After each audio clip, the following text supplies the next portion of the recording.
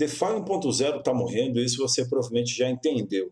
Agora, como que nós vamos evoluir aqui? Por que que é importante que a gente evolua junto? Tá? Porque no mercado cripto tudo é muito rápido. Inclusive, você pode perder dinheiro muito rápido ou fazer um posicionamento também muito rápido, antes, inclusive, de um potencial ciclo de alta. Então, recapitulando, né, para quem esteve comigo lá em julho, lá em agosto, eu falei bastante sobre riscos de farm naquela época. E, na minha opinião, os riscos eles vêm aumentando, né? Só que o risco aumenta e a recompensa não tem aumentado proporcionalmente. A chance de você fazer dinheiro não tem aumentado proporcionalmente. Um exemplo, era muito mais fácil você fazer dinheiro com lançamento de farm lá no comecinho do ano. E agora, dependendo, você entra no lançamento de farm, primeiro que a grande maioria nem participa mais disso, porque o bonde já passou. Mas se você tentar, a chance de você ter problemas é alta. Mas vamos lá, começando então por riscos, né? Vamos falar da morte do DeFi. Então, famoso impermanent loss, né, que é aquela perda impermanente, que justamente acontece quando você tem um token, aliás, você tem uma moeda com potencial de valorização, uma moeda com valor, você pareia ela com uma moeda ou com uma stable, por exemplo, ou com um token que ou não sobe, como é o caso de stable, né, porque stable vai ficar pareado com dólar, ou então pode até cair, como é o caso do token.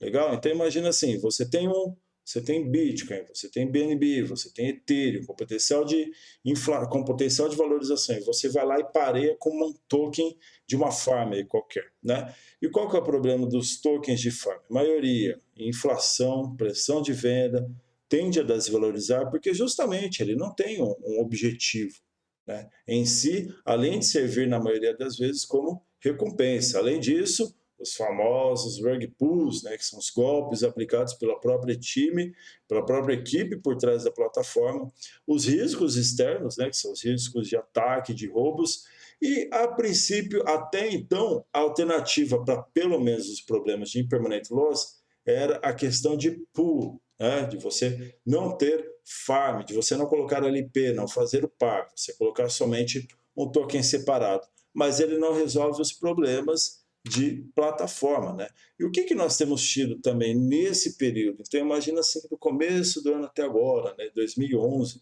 foi marcado aí por bastante coisa nesse mercado.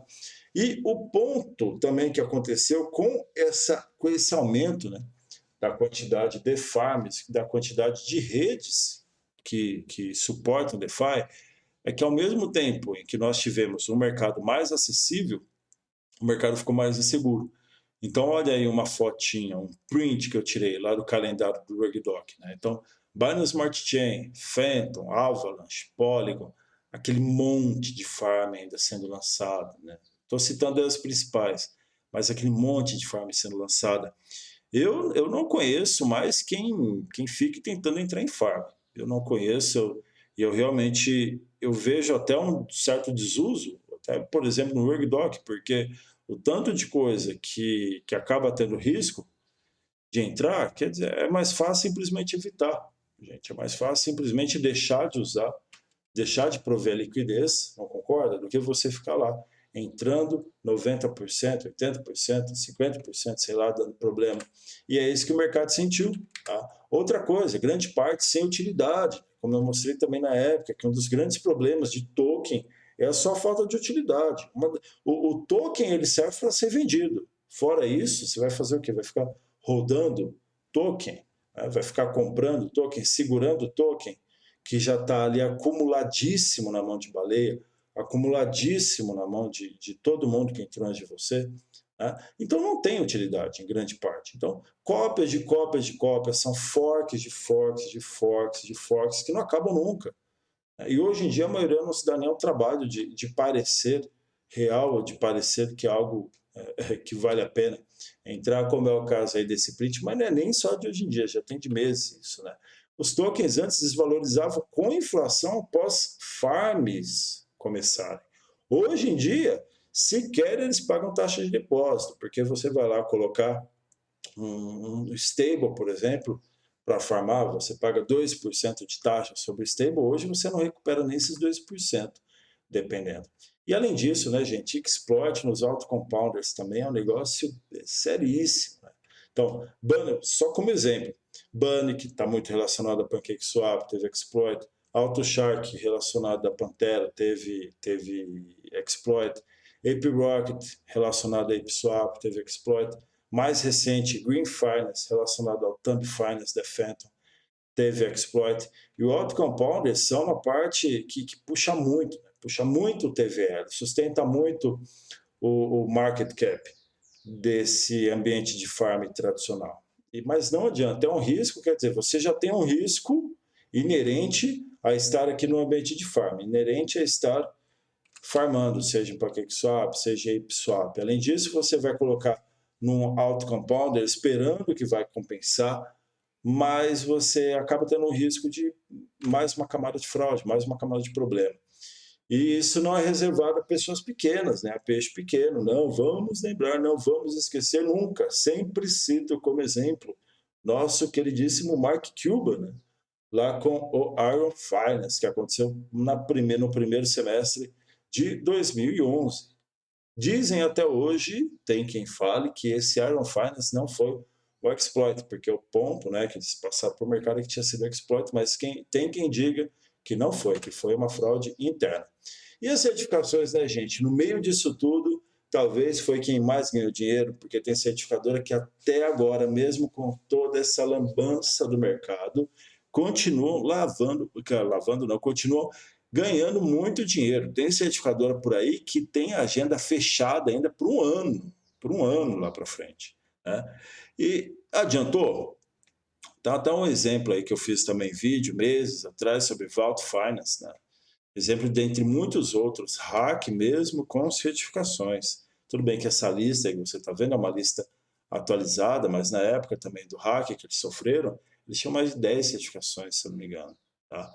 E eu mostrei em vídeos anteriores também, teve uma época que até vídeos sobre riscos, eu citei o exemplo aí de Vault Finance, que não existe, não tem como você mitigar. E esse é um cenário assim, que não muda, né, pessoal? Esse é um cenário que vem desde sempre, vem piorando e não muda, não muda. E muita gente que está já no mercado cansou, deixou isso para trás, assim como eu deixei, assim como tantos outros deixaram. E por quê? Né? Por que então? Deixou a troco de nada? Não. Aí que entra DeFi 2.0, Interblockchain, que é o que eu tenho conversado já bastante com vocês. Então, quando falamos de DeFi 2.0, quando falamos de interblockchains, o que muda, principalmente, né? Então, nós vamos de um cenário de LP para stake. Então, não estou mais preocupado em eu prover a liquidez, né? Isso daí que seja a responsabilidade da plataforma. Eu faço stake. Stake do quê? Stake principalmente ou de stable ou de moeda, né? Então, eu quero manter a minha moeda de rede. Eu não quero pegar o meu Luna e vender o meu Luna. Eu não quero pegar o meu Luna também, dependendo, e fazer um par com o ST, vamos supor. Eu quero pegar o meu Luna, manter o meu Luna, colocar numa plataforma, essa plataforma que se encarregue de prover liquidez. Tá? E dependendo, eu quero pegar um token ali, em empréstimo talvez, e usar esse token. Aí sim, eu uso esse token, dependendo para comprar mais Luna e fazer novamente stake dele, ou então para comprar uma outra moeda, enfim, um token, né? Mas esse é o ponto principal. Então eu mudo uma mentalidade de liquid provider para stake, porque no final das contas, gente, como eu mostrei lá na primeira imagem, eu sempre, quando eu pareio, a chance de perder é quase sempre, né? Seja com stable, seja com tokens, entendeu? Então, voltando lá. O que muda? De LP para stake. Stake como apoio para a rede. Então, isso é essencial, principalmente quando falamos agora de interblockchains. Então, interblockchains, você sempre lembra do quê? De Cosmos. Você sempre lembra de ambientes descentralizados, né? Que é o futuro aí da Polkadot também. Então, o stake, nesses ambientes, vamos pegar o Cosmos aí, por exemplo, ele serve para aumentar a segurança da rede, porque você aumenta a descentralização, distribui stake entre servidores, entre validadores, né? E aumenta a descentralização da rede. Uma rede mais descentralizada fica menos sujeita ao quê? Menos sujeita a ataques, menos sujeita a problemas que poderiam ter um impacto grande se a rede fosse mais centralizada. O mais nativo possível. O que significa isso, o mais nativo possível? Imagina que você tem uma camada crua, né? Então você tem Luna, por exemplo, ou você tem a Cosmos, e você quer colocar, dependendo do stake, diretamente de Cosmos num validador Cosmos, entendeu? Você não quer pegar esse token e colocar na mão de um app, por exemplo, né? Como é o caso aí de ApeSwap. Vamos supor, né? Dando exemplo. Você quer, dependendo, colocar ele diretamente num servidor validador e pronto, o mais nativo possível, o mais cru possível, porque cada camada que você coloca entre você e o seu, ou seja, entre o seu token, né? Aliás, cada camada que você coloca entre você e o seu token é uma camada menos de controle que você tem, é uma camada mais de risco que você tem. Lembre-se, né? Se a chave não é sua, se quanto mais longe o token está do seu poder, aliás, né, que a moeda está do seu poder, menos controle você tem. Outra mudança, falando dessas redes aqui, né? Então eu citei o exemplo aí de redes que mais acessíveis, mas acabam sendo mais inseguras, por quê? Porque elas tendem a atrair uma quantidade maior de fraudadores. Pensem assim, é muito mais fácil hoje você pegar, é barato você subir um token falso, né? Um token qualquer em alguma dessas redes. É muito fácil você subir um fork, uma cópia de alguma farm que já está lá. É muito fácil, e principalmente porque, dependendo o golpista, ou a equipe de golpista, já estão aí no seu segundo, terceiro, quinto, décimo golpe na mesma rede, entendeu? Então eles só vão copiando, replicando. Então essa acessibilidade torna mais seguro, torna mais inseguro. Por esse lado, mas também por outro aspecto, né? Porque imagina o seguinte, nós falamos aí, eu falei da insegurança por parte de facilitar a entrada de gente de má índole. Agora você imagina também que é muito fácil você copiar, é muito fácil você subir uma aplicação em Solidity, a ponto de que, às vezes, o próprio desenvolvedor pode ter problemas que ele nem identifica, por isso que acabam contando tanto com o certificador. Tá? Acabam contando muito com o certificador. E a linguagem por trás, né, que é a Solidity, acaba ajudando nesse cenário. E agora nós temos já uma certa mudança. Então, tanto Cosmos quanto Polkadot agora com Rust, que é uma outra linguagem, ela é um pouco mais complexa. No entanto, é um pouco mais difícil, eu vou até trazer em outro vídeo, é um pouco mais difícil cometer erros sem querer. Solidity é muito fácil cometer erros sem querer, ou até estar colocando coisa ali que nem sabe que pode ser um problema. Aí que entra, entendeu? É um paradoxo, porque você facilita para o desenvolvedor em certo ponto, mas acaba dependendo de terceiros para validar o código. Segurança no ambiente de rede. Então, imagina o seguinte, que na Binance, por exemplo, a segurança fica completamente, vamos supor, né? Aqui nesse caso, que a segurança fica muito dependente da aplicação, né? Fica muito dependente da equipe ali, principalmente por ser Solidity. Mas com Cosmos, por exemplo, com Cosmos e Polkadot, essa segurança ela já está também no ambiente de rede, entenderam? E, por outro lado, nós temos talvez o fim dos tokens, aí, ou algo caminhando para uma queda, né? Para um desuso de token. Por quê? Porque você sabe, falando de interblockchains, você sabe que, por exemplo, no caso de Cosmos, cada uma das redes, vamos supor, a rede da osmose, né, ou a plataforma da osmose é também uma rede, e qual que é a moeda que você usa para pagar taxa dentro da rede da osmose? É a Osmos. Então, ela não é um token, ela é uma moeda, né? Ao contrário de ApeSwap, por exemplo, que se você não tiver um BNB, você não faz transação nenhuma. Aqui, com a própria Osmos, você paga a transação de Osmos, por exemplo. Mesma coisa, né? Com a Atom, você paga a transação dentro da rede da Cosmos. E assim vai. Então, isso pode, de certa forma, levar... já é um desuso de uma parte do token. Outro ponto. Você coloca em stake, vamos supor, no caso de Abracadabra, você coloca em stake, lá, o Avalanche, coloca a AVAX em stake, né? Dá lá para empréstimo. Nada mais, nada menos do que um tipo de stake. Você coloca. Em partida, você não vai ganhar um token, né? Só um token sem valor. Você vai ganhar uma stable, que é o MIN, por exemplo. E o MIN ele é pareado com dólar.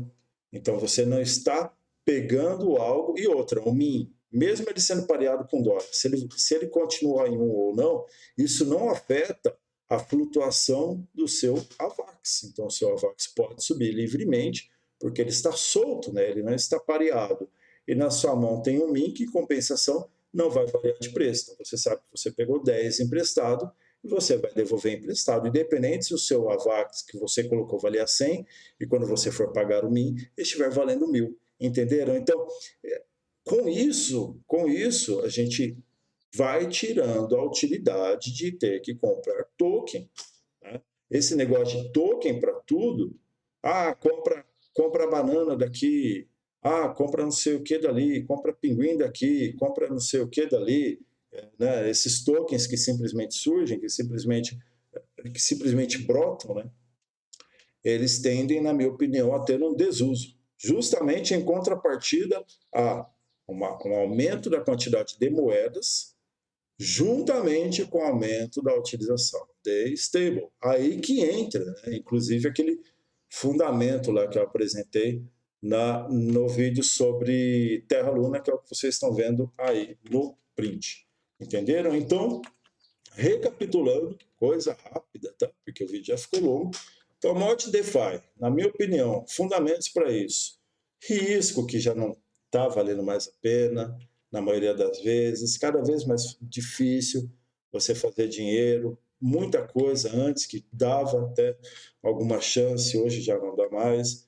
Em compensação, você tem tanta coisa aqui, ó, por exemplo, a parte da utilidade, a parte dos exploits que eu citei, né? Grandes pessoas, grandes investidores caindo, certificações que até agora serviram para fazer muito dinheiro, na maioria das vezes não na maioria das vezes, mas muitas vezes não foram o suficiente, mesmo em casos recentes como o Green Finance, e DeFi 2.0 Interblockchain, que deve ser aí o que vai realmente mandar no mercado nos próximos ciclos.